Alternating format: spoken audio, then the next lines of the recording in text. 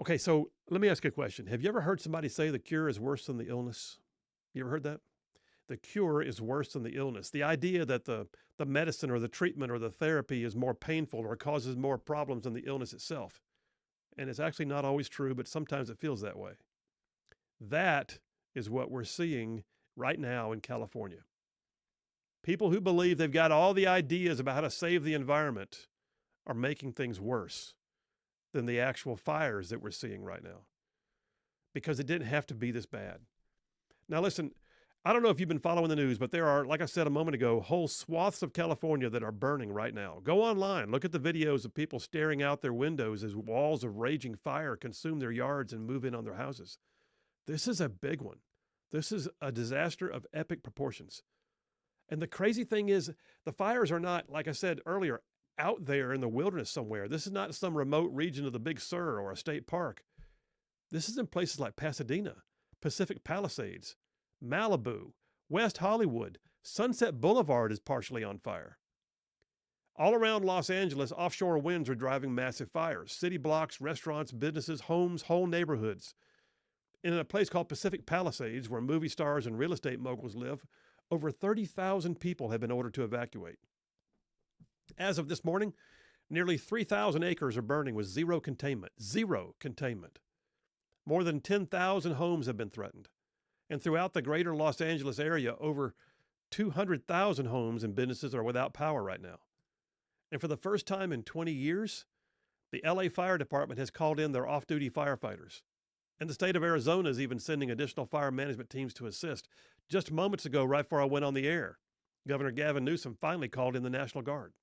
It's that bad. Roadways are jammed up with abandoned vehicles as people try to flee the area and crowd the roads, making them impassable for evacuations or first responders to even get through.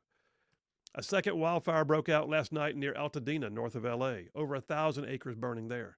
A third fire zone kicked up near the Sylmar neighborhood of LA, quickly consumed hundreds of acres. Fourth and fifth fires have now kicked up just since I got the show prepared this morning.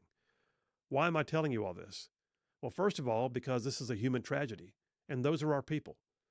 Make no mistake, I loathe California politics, but I love California. I actually lived there for several years. It is truly the Golden State. Its beauty is amazing, its resources, its history, and it's on fire as we speak. But I tell you all of this for a second reason, and that is that this whole fiasco was largely preventable. You heard me.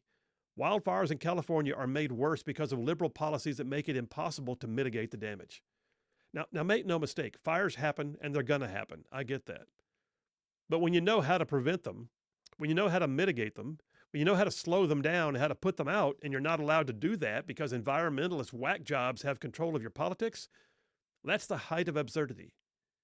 That's the epitome of cutting off your nose to spite your face.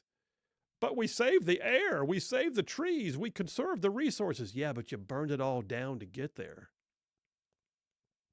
Well, any of you have ever been in the military, you know what happens when a training range comes into contact with an endangered species. I mean, God forbid that troops ought to walk through the woods at Fort Bragg or Fort Benning, Fort Liberty and Fort Moore, and disturb a red-cockaded woodpecker.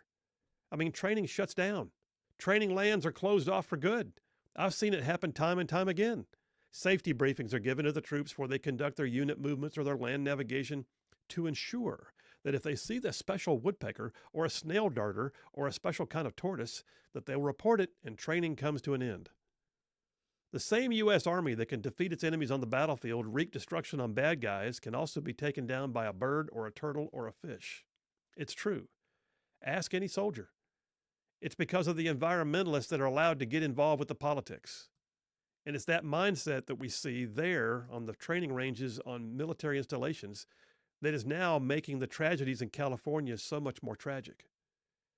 In Pacific Palisades, which is a beautiful community on the coast, just yesterday, a beautiful star-studded $1 million community, the firefighters had to stand and watch in frustration as things burned all around them because there was no water in their fire hydrants. You hear that? The pressure from the local reservoir was too low, and the water needed to extinguish the flames was not there.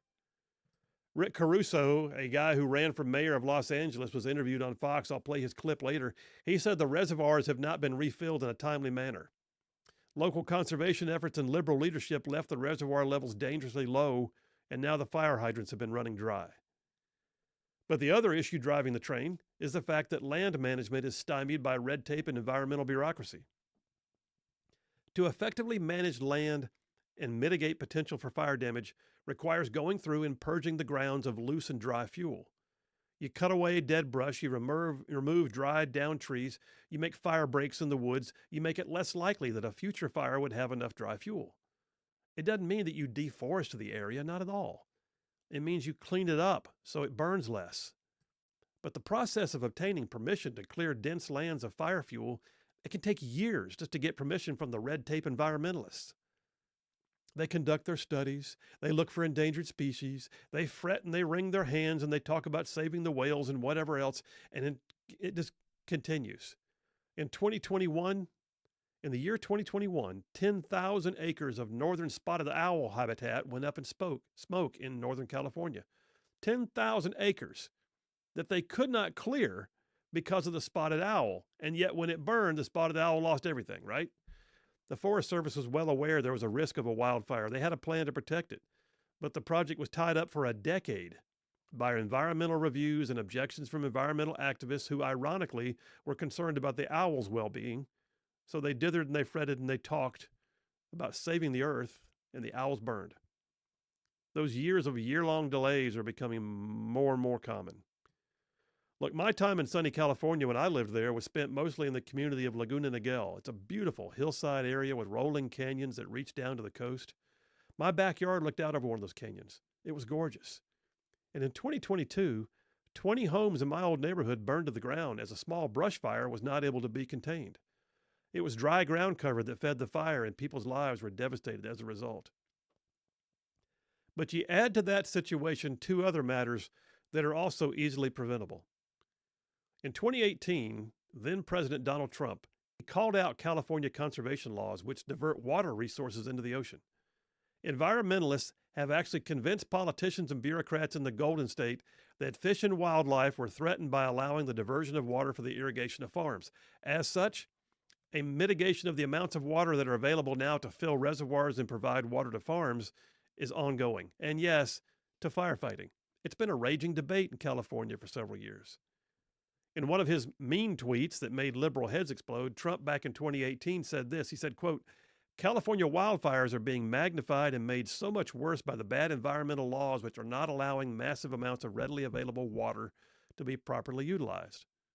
Well, it was quickly denied, and the issue was chalked up to him being a climate change denier.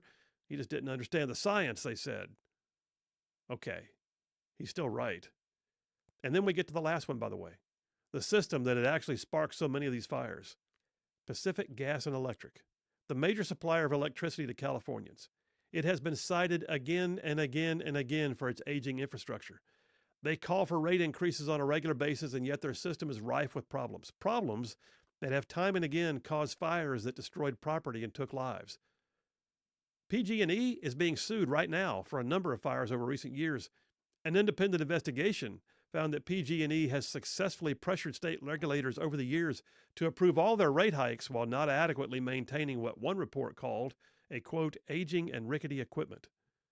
In 2018, PG&E, the utility provider, actually pleaded guilty as a company to 84 counts of involuntary manslaughter because of what became known as the Camp Fire. It burned 154,000 acres, destroyed 18,000 structures, and killed 84 people. It's one of many fires that was attributed to PG&E, including another fire in May of 2019, which was sparked by a faulty transmission line from a tower that was 99 years old. Look, all of this, these are leadership issues. Yes, fires happen and they will continue to happen. But no, we are not just supposed to take it and assume that nothing can be done. Leadership has to be able to say enough is enough. Stop jeopardizing life-limited property to save a snail darter or protect a monopoly power company that does not want to do what is necessary to mitigate danger. You have to do these things. If we're going to live there, then we're going to have to take care of there, and right now, there is burning. The Golden State's on fire. And I say this with all sincerity. Let us pray for our friends in California and hope that something good can come from this in the end. And that's a wrap for the Rightside Way.